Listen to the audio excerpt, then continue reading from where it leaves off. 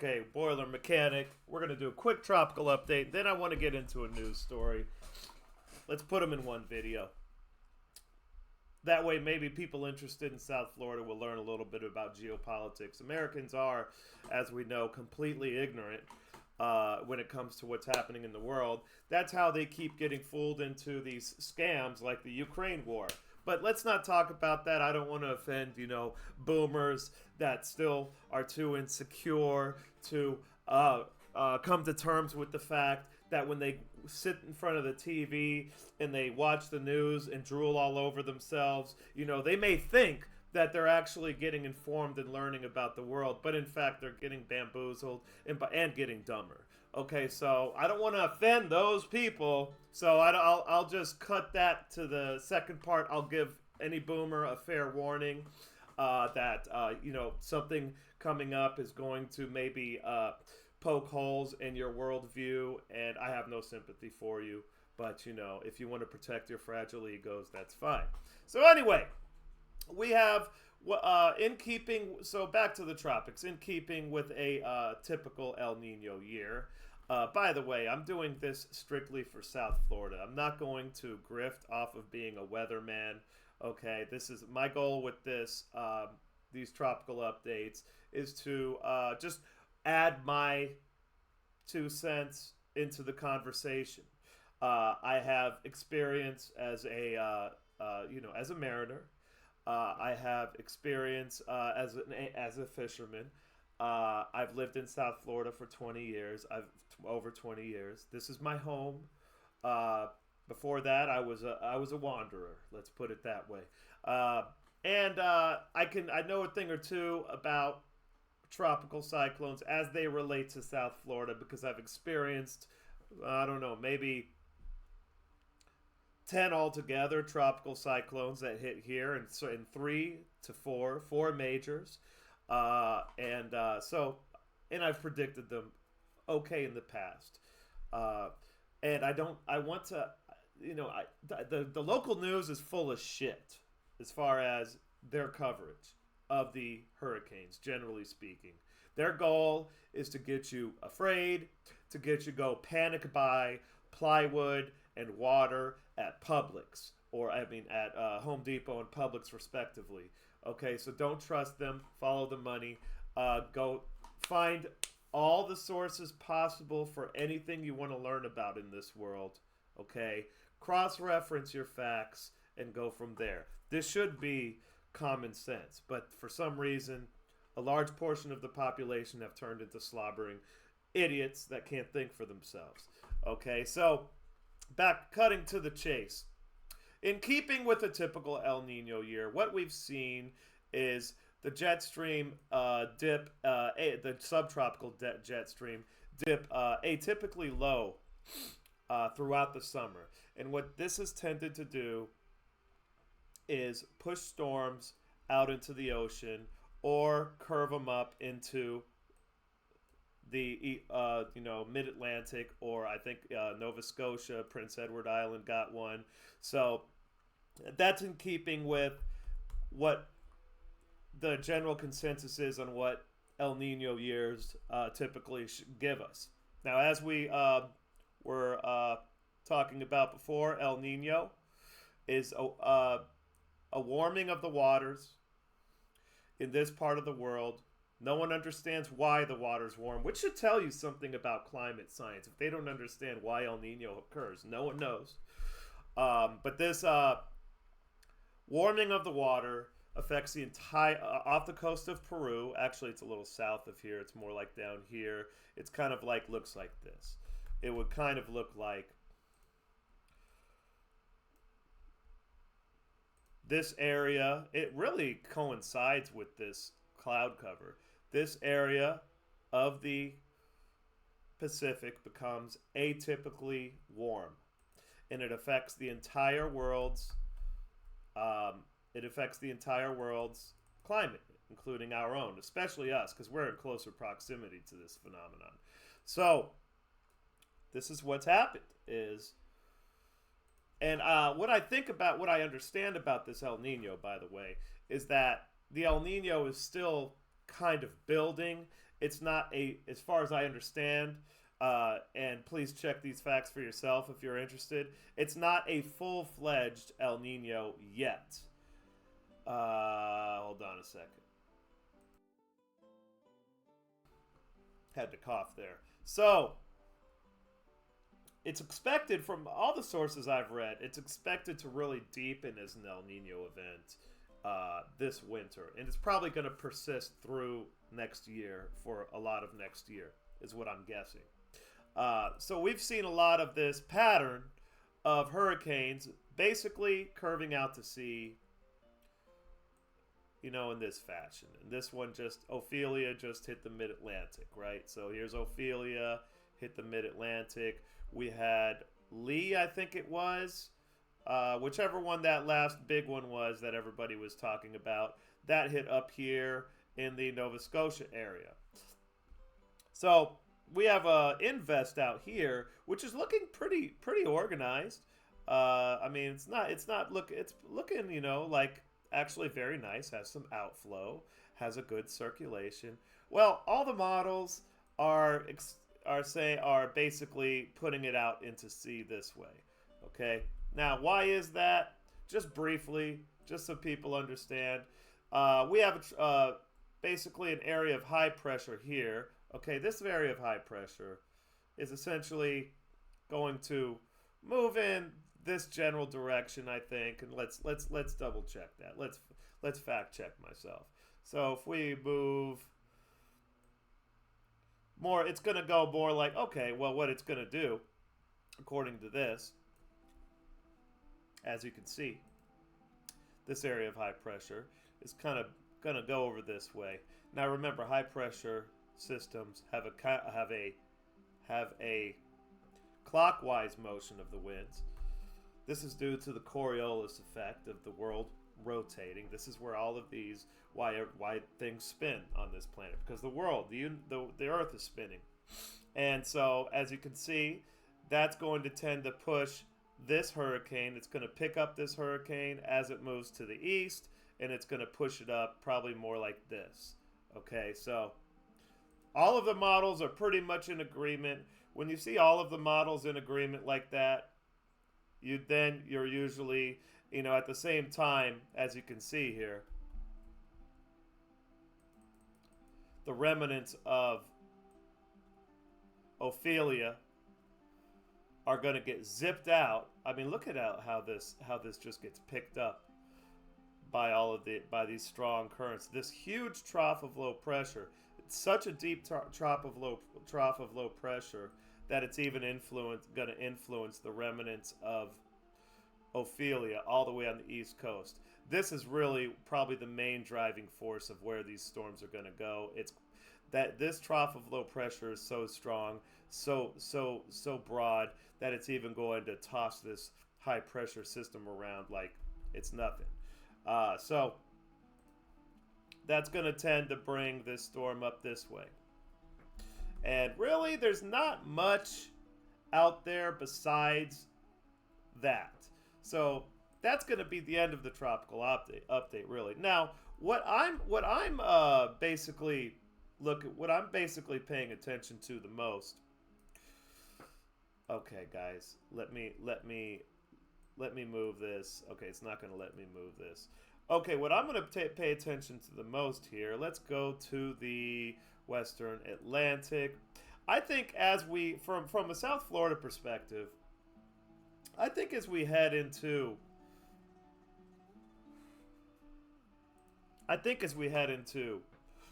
October, as is typical, this area becomes the main area of concern. That's because by October, especially late October, hurricanes are generally going to be blocked by troughs of low pressure dipping deep down into the United States, even fronts moving over Florida. Now, as we recall, just in keeping with the El Nino theme, we had a deep trough of low pressure pass all the way through Florida in August, which is very rare. So basically a front came through right here. Boom, boom, boom, boom. That's really terrible. And it actually dried out the air. It was definitely a noticeable difference. It gave us very pleasant weather for August for almost a month. I'm not a month, maybe a week and a half. So this is in keeping with an El Nino year. So I would expect that this is the area we should be watching more than anywhere else, especially, in my opinion, given the fact that this area has been much more active in terms of just the overall instability of the atmosphere. I mean, we even have, I think, a storm out there. Is this a storm right here? I don't know if that's a storm. If it isn't a storm, it's close to it, or it's definitely an area of disturbed weather. Now, one of the storms we had already was a storm. I think that's the one that hit the Panhandle. That one started to develop in this area right here. Okay, and it started out as a trough of low pressure that kind of pinched off, okay, from this broad area of low pressure here, and then it started to slowly move up here until it intensified as a hurricane. Forget the name of that storm. It kind of meandered around here, and then it eventually hit actually the Apalachicola area, which is actually rare for storms to hit that area. It's been since, I think, it's been over 100 years, I believe, since a storm has hit that part of Florida. So much for this being a really active hurricane season. I don't think it will go down as a very active hurricane season. So from the South Florida perspective, keep an eye on this area. I think it's likely that we're going to see something else develop. Now, as this moves further south, this intertropical convergence zone, it's pretty south right now. It's going to be less likely for anything to develop in this area. Okay, but for now, I would say, for example, I'm not saying anything, but just imagine this area of low pressure moving over these still extremely warm waters, then developing into a hurricane, right? And then eventually something could hit like that, just like Wilma did. Okay, so that's the area we really want to keep an eye on. We're not out of the woods yet for the Cape. We're pretty close, though. We're pretty close to being out of the woods for the Cape Verde season. We're going to see a trough of low pressure. We got one right here. That's going to come across. That's going to block anything from hitting us. And then we have a huge area, a huge trough. Actually, I think they're saying this is going to be a major storm that's coming in off the west coast, and we're going to see that come here across the United States. If there's any tropical disturbances out in the Atlantic at that point, they will be taken out to sea at that point. I mean, the only other situation we can have is maybe something sneaking down in the Caribbean and then eventually coming up and hitting like that, like that. If it goes across Cuba, though, as we know, this part of the Caribbean destroys hurricanes. So let's keep that in mind. So that's my tropical update for now. I am going to be pausing it real quick, and we're going to talk about another matter. Okay, so we have a diplomatic row going on between Canada and India. And this is related to the killing of a Sikh separatist leader who lives in Canada. Now, for people who don't know, there has been a long-standing separatist movement of Sikhs in India. Sikhs are primarily in northern India. They're the ones that wear the very nice, ornate, very stylish-looking turbans. My opinion is it seems like an awesome religion. I saw a documentary of Bald and Bankrupt going to the Sikh temple, the main Sikh temple in India. This is, by the way, as I understand, a pretty old religion. So he went to this Sikh temple, and it's just like nothing I've ever seen before. One of the hallmarks of Sikhism, and I'm not an expert on this, is self-defense. They actually condone self-defense is essentially what they do, and I think that's a fantastic aspect of the religion, something that all people should take into account. Don't depend on big daddy government or cops, because cops will always sell you out if they have to, for your self-defense. Always be able to provide for your own self-defense. Sikhs make that a part of their religious dogma, probably because of the history of conflict in that part of the world.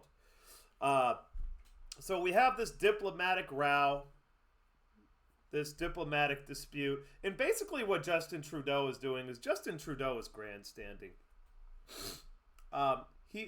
Allegations were made from the outset that India was involved. And it's possible that India is involved.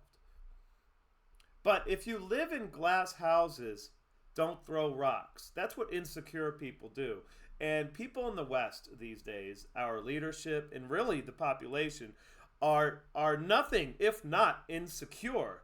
We all live in this glass house that is Western dominance of the world. That is cracking and crumbling, and we're throwing rocks because we're having temper tantrums. Now, as the Duran pointed out, what happens when we have these sort of these incidents where assassinations are carried out is we, generally speaking, handle the matter between the two countries under the table. We don't make a big fuss about it. But here we have Justin Trudeau coming out and making a big deal about it, making it a public matter. India then recently started, both India and Canada now are kicking out each other's ambassadors from their country. India has suspended visas for Canadian citizens. So it's turning into a fucking problem.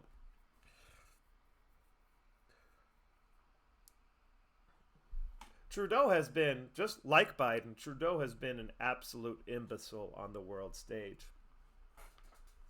But why is it that Trudeau is making a big deal about this? Why are they coming? Because, you know, we can go through a list, okay, right here, okay, and we can go through a list right here of assassinations by the United States of foreign citizens. Okay, this is Wikipedia. So this is obviously going to be a CIA-approved list. Okay, here we are, just in the last 20 years or so, just in the last 10 years. Look at this. This is what we have. Now, this is going back about 20 years. And this is going to be an incomplete list because this is approved by the CIA, obviously, because that's what Wikipedia is. Largely, basically, has been largely destroyed by intelligence agencies. We tried to kill Fidel Castro. Patrice Lumumba was a particularly egregious, and the United Kingdom was involved in this one. Patrice Lumumba was particularly egregious, and people in Africa are still pissed off about that. Okay. Rafael Trujillo, we basically threw him under the bus. He was our guy. Okay, we helped assassinate this guy. This was South Vietnam.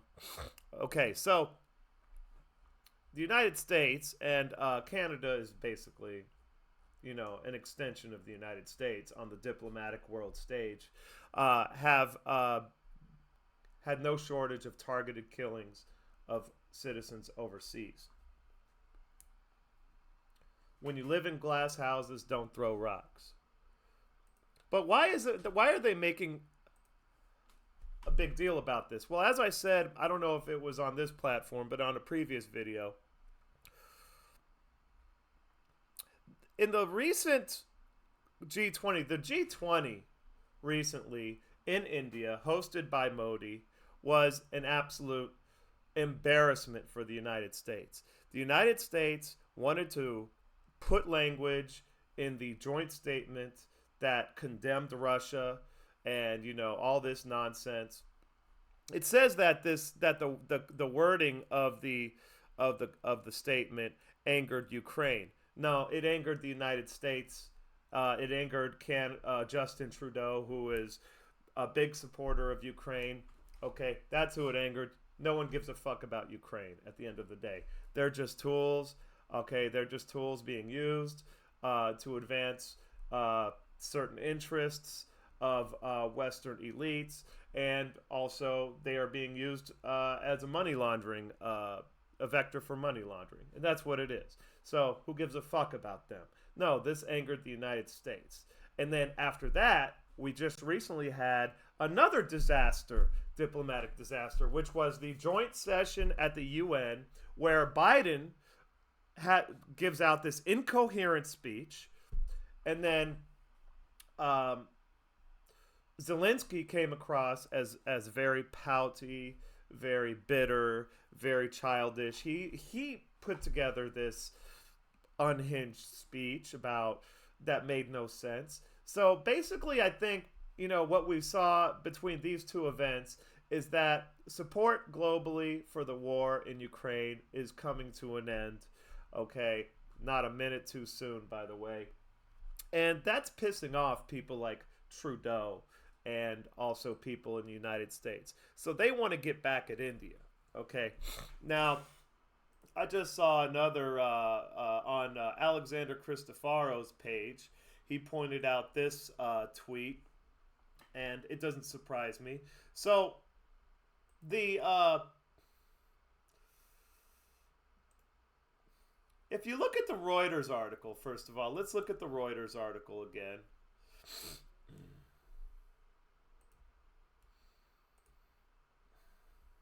The Reuters article said, okay, I'll stop it because it's taking forever. The Reuters article was saying essentially that, you know, we have some intelligence proving that, you know, the Five Eyes, which is an alliance of intelligence agencies, has this intelligence on India being involved in the killing. Well, if the Five Eyes had intelligence like that, that was a smoking gun, they would leak it because, you know, they always leak stuff if it's going to further their narrative.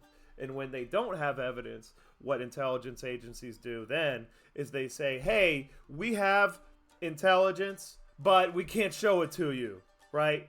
But if they actually had the intelligence, believe you me, they would leak it if it's in any way going to further the narrative that they want to drive. So this guy who is close to the Indian government says he's seen the intelligence, and it's mostly open source nonsense, and there's nothing in there. That's what he's saying, okay, which wouldn't surprise me.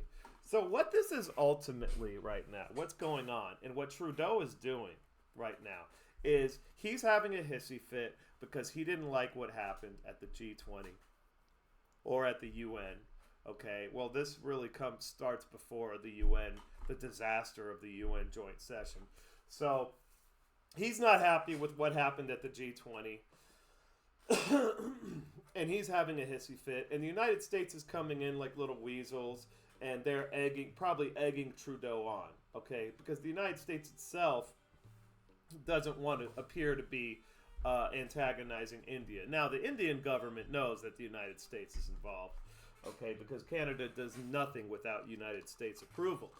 But what this is really going to do is, in having their little hissy fit, which serves no geopolitical interests whatsoever, what they're doing is they're pushing India further away from the West and closer to Russia and even China. Okay, and this is an example of what happens when power structures, okay, when institutions like the Western globalist elite sort of cabal, which is a loosely organized, not always in agreement group of people who sometimes work together. Okay, they have similar interests, okay, and they're working together at times. Well, they are losing their dominance over the world, and what they're doing is they're lashing out instinctually like a reptile, essentially, and they're making matters worse for themselves. Here we are, starting shit with India, okay, when what we really want to be doing is bringing India onto our side of the fence to see the world through our eyes. Well, bullshit like this is going to do nothing but push India further away from us. Okay, I mean, we've already done a lot of that with the Ukraine war, chastising India for doing what's best for their country and buying oil from Russia. This is what started this whole diplomatic separation between India and the West. Okay, was the sanctions on Russia and us, wagging our fucking grubby fingers at India. And India is not having any of it right now. India is not having any of it, and most of the world is not having any of it. Brazil's not having any of it. Okay, we saw Lula we saw through the UN joint session that Lula was definitely not being well received by the West. It's really childish, and this is what happens when you have bad leadership. The United States and most of the Western world has terrible leadership. And that leadership, that terrible leadership, is a reflection of a society whose ability to think has atrophied from having it too good for too long. This is what's causing the decline. The decline is not because of the politicians. Okay, these politicians are just a reflection of what society wants to put forth to the world. Okay, so that's where I'm at with it. This is going to make relations between India, the United States, and Canada worse when they should be trying to bring India to our way of seeing things. Now they're doing the opposite. This is what happens when you have a declining civilization. The civilization, think of it as a multicellular organism, an aggregate of various interest groups. Okay, this multicellular organism is lashing out instinctually. Okay, it's like a drowning man. A drowning man grasping for anybody to help them and bringing them down with them. Nobody wants to help the drowning man. This is what the president of Poland said about Ukraine. You don't want to go and jump in and try to save the drowning man because he might bring you down with him. This is not just the way people see Ukraine. This is the way people are starting to see the United States and Europe. Okay, so I am going to leave it at that. I am out.